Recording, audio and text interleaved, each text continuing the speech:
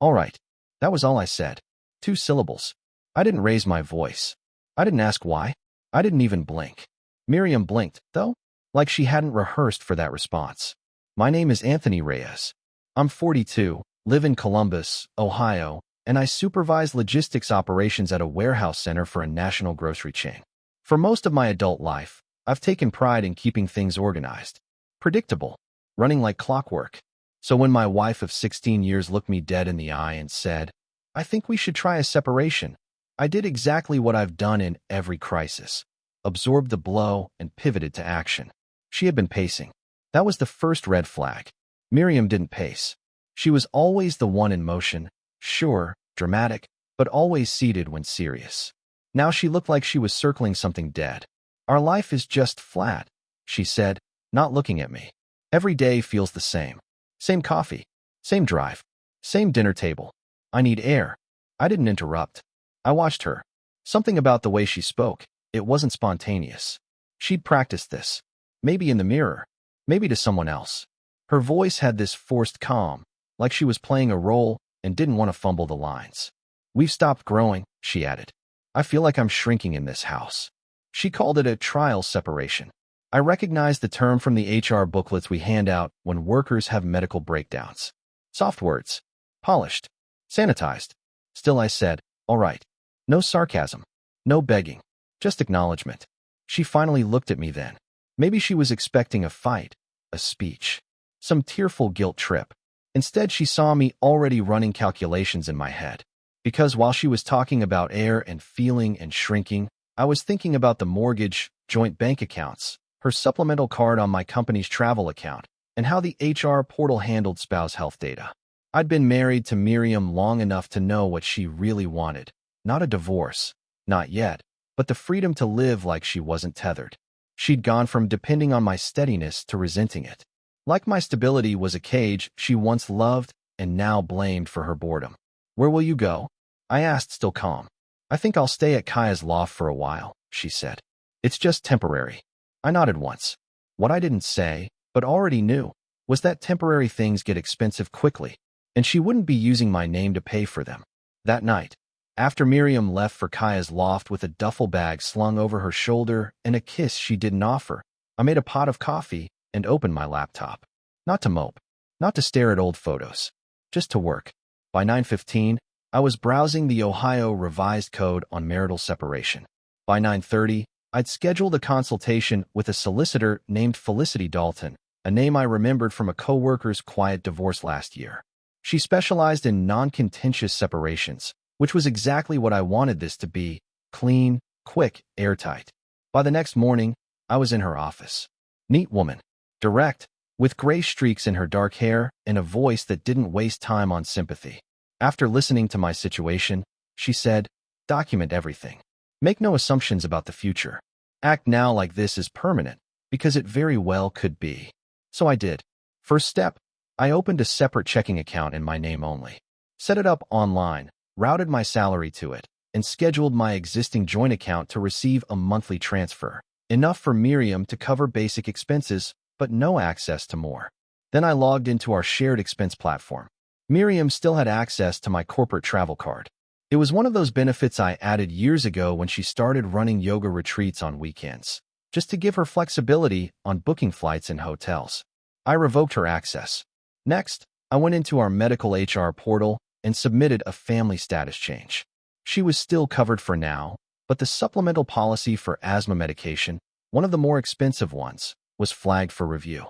I'd notify her before any cuts were made. I wasn't out to trap her, just draw the line. By lunch, I had also set up a cloud folder with scanned copies of all important paperwork: marriage certificate, insurance policies, financial statements. I sent a read-only link to Felicity. She replied within an hour with a smiley emoji and a short note. "You're more organized than half my clients combined." Meanwhile, Miriam was posting pictures of her friend's downtown loft. Brick walls, a hanging swing chair, a wine glass in hand. The caption read, "Change is the only constant." I looked at it and nodded once. No malice, just clarity. She thought this was a sabbatical, a bold phase, a reawakening. But a separation isn't a vacation. It's an untying. And while she was sipping Sauvignon Blanc in a converted art space, I was closing the loops, quietly, legally, efficiently. By Friday, I had drafted a formal separation agreement and shared it with Felicity. No demands, no drama, just a firm division of expenses, accounts, and responsibilities. Miriam hadn't asked what I was doing, but that was fine. She wanted freedom. I just made sure she got the real kind, uncut, undiluted, and absolutely self-funded. It started with a text. Miriam. Hey, are you getting weird alerts from the card? My studio payment just bounced. Something's up. I was in the middle of a supplier call when it came through. I let it sit there for a few minutes before responding. Me. No alerts. I revoked your access on Monday. The typing dots popped up immediately, then disappeared, then came back. Miriam. Wait, what? You're freezing me out now? This was supposed to be a trial separation, not a war. I didn't answer right away. There was nothing to argue about. I'd already set the rules she didn't think I'd enforce. She called next, voice clipped. Anthony, you're being petty. I was just trying to pay for a class pass at the wellness studio. Why is everything shut down? I kept my tone even. Because you said you wanted separation. So I'm respecting that. Financially, legally, practically. There was silence on her end. For a moment, I thought maybe the line dropped. Then she laughed short and breathy. You actually went through with it? Like, you actually lawyered up and cut me off. You said you needed independence, I replied calmly. I've honored that. She let out a sharp breath. You're being ridiculous. This wasn't supposed to be hostile. It isn't, I said. It's structured. There's a difference.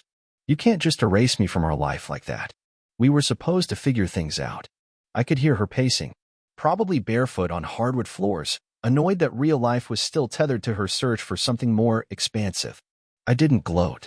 I didn't scold. I just said, you asked for space. Now you have it. Her voice dropped to a bitter mutter. God, you're so robotic. No emotion. Just spreadsheets and shutdowns. Maybe.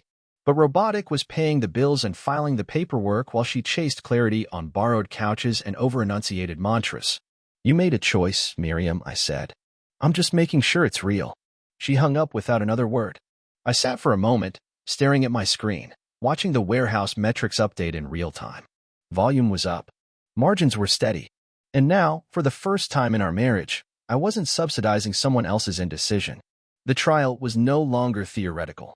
It was official, and it had consequences.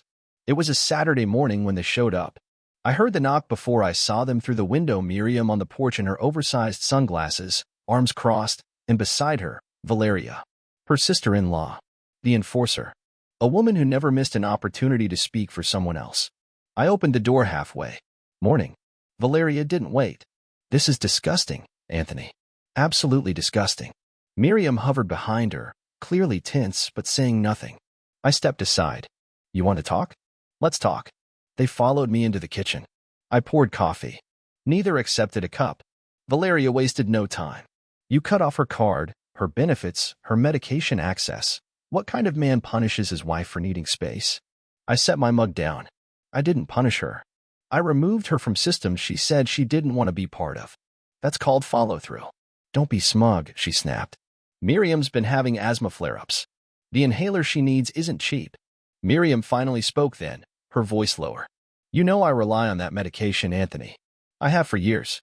I do, I said. That's why I covered it for years. But you walked out. You asked to be separate. I'm simply honoring that. You're still insured through the end of the month. After that, I suggest you file a COBRA extension or get on your own plan. Valeria looked like she might lunge across the counter. She's your wife. She was, I corrected. Now she's living in an art loft she doesn't pay for, spending money she didn't earn, and expecting me to cover her asthma meds because, why? Nostalgia. Miriam looked up at me, stung. It wasn't supposed to be like this. No, I said calmly. It was supposed to be a trial, but you treated it like spring break. You didn't just step away, you detached. From me. From our home. From responsibility. And now you're upset there's a cost to that. Valeria scoffed. You sound like a lawyer. No, I said. My lawyer just gave me structure. I'm the one who enforced it. I picked up the folder on the table and handed it to them. Itemized. All of it. You'll find documentation of dates, notices, revoked access, and the legal timeline I followed to the letter. It's signed off by counsel. Nothing was done in anger. It was done correctly. Miriam didn't touch the folder, just stared at it like it might explode. Valeria glanced at a few pages, then slammed it shut. You think this makes you better? It makes you cold. Inhuman. I'm not trying to be better, I said. I'm trying to be done. Miriam's eyes welled up, but she blinked it back. For the first time, the outrage slipped. What was left looked more like doubt. You're really not going to help me anymore? I looked her dead in the eye. You said you wanted your own life, Miriam. Now you have it. The letter came on a Tuesday, slipped into my mailbox in a pale blue envelope that tried too hard to look harmless. I knew what it was before I even opened it. Miriam had hired a lawyer. The firm was small, local, and based on the poorly formatted letterhead, eager to escalate. The letter accused me of intentional financial cruelty, emotional manipulation, and abandonment of marital duties. Apparently, my decision to enforce a clear separation agreement and reroute my own income was now being painted as a premeditated campaign to destabilize her mental and physical well-being. I scanned the letter once, set it down on the kitchen table, and emailed everything to Felicity. She called within the hour. I read the letter, she said without preamble. It's dramatic, borderline laughable. We'll respond by end of day. She wasn't rattled. She sounded mildly entertained. They're pushing for spousal support, I said. She's trying to flip the narrative. Felicity chuckled. Of course she is. That's textbook. This is the part where the person who left tries to make it look like they were forced to. Within hours, she drafted a response, precise, calm, loaded with facts. Date of separation.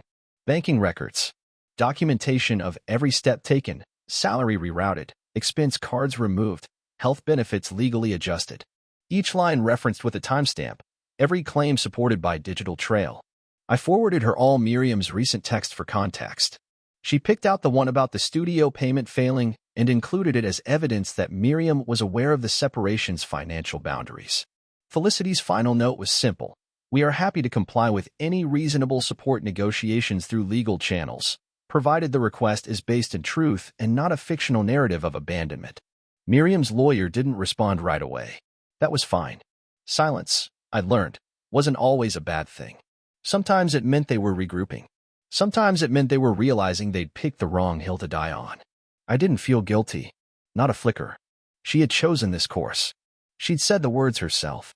What she hadn't counted on was that I would take her seriously, that I wouldn't crumble, that I wouldn't chase. I wasn't trying to win. I wasn't playing a game. I was simply treating our marriage, and now it's dismantling with the same order I gave to freight routes and shipment deadlines. Clear lanes. Clean paperwork. No clutter. No illusions. And now that her bluff was on legal paper, we could finally stop pretending this was temporary. She wanted freedom. She just didn't expect it to come with terms. It wasn't revenge. It was preparation. A week after Felicity shut down the support claim with documented facts, I got a tip. Not from a friend, not from some jealous relative. It was from a billing alert. Miriam had used the old shared Amazon Prime account by mistake, one I'd forgotten to unlink, and ordered a travel-sized massage kit and 2 bottles of men's beard oil. They shipped to an unfamiliar address.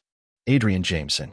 I didn't recognize the name at first, but a quick Google search turned up a website for a transformational life coach with an abundance of shirtless yoga photos and phrases like sovereign awakening and reclaiming your masculine fire.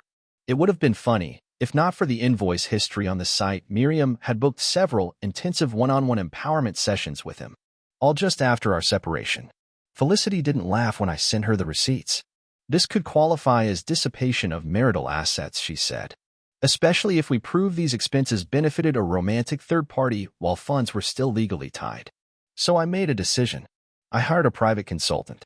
Not someone from a shady Craigslist listing, but a vetted professional from a discreet local firm Felicity recommended. He wasn't flashy, wore a windbreaker, and smelled like old printer toner. Discreet, legal, and dated, I told him. I don't want surveillance. I want receipts. It took 5 days.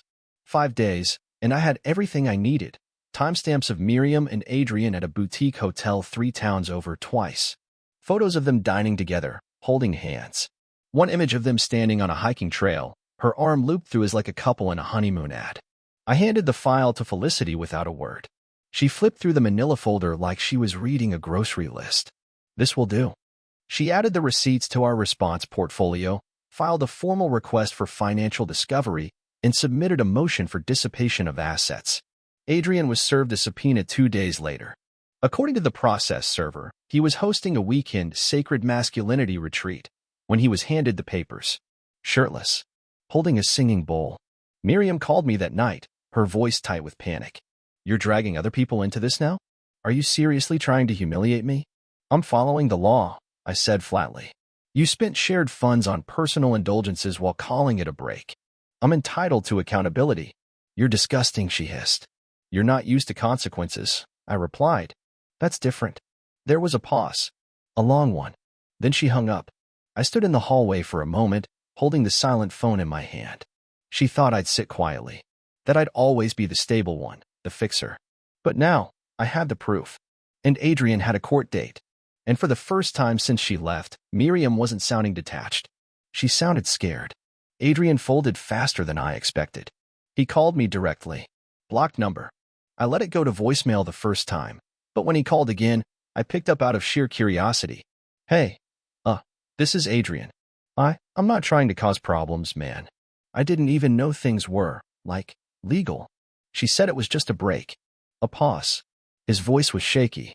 All that earthy confidence and guru charm, gone. What was left was a man who realized he'd walked into a legal grinder with his shirt off. I didn't say a word. He continued. "Look, I don't want to be involved in this. I didn't spend anything.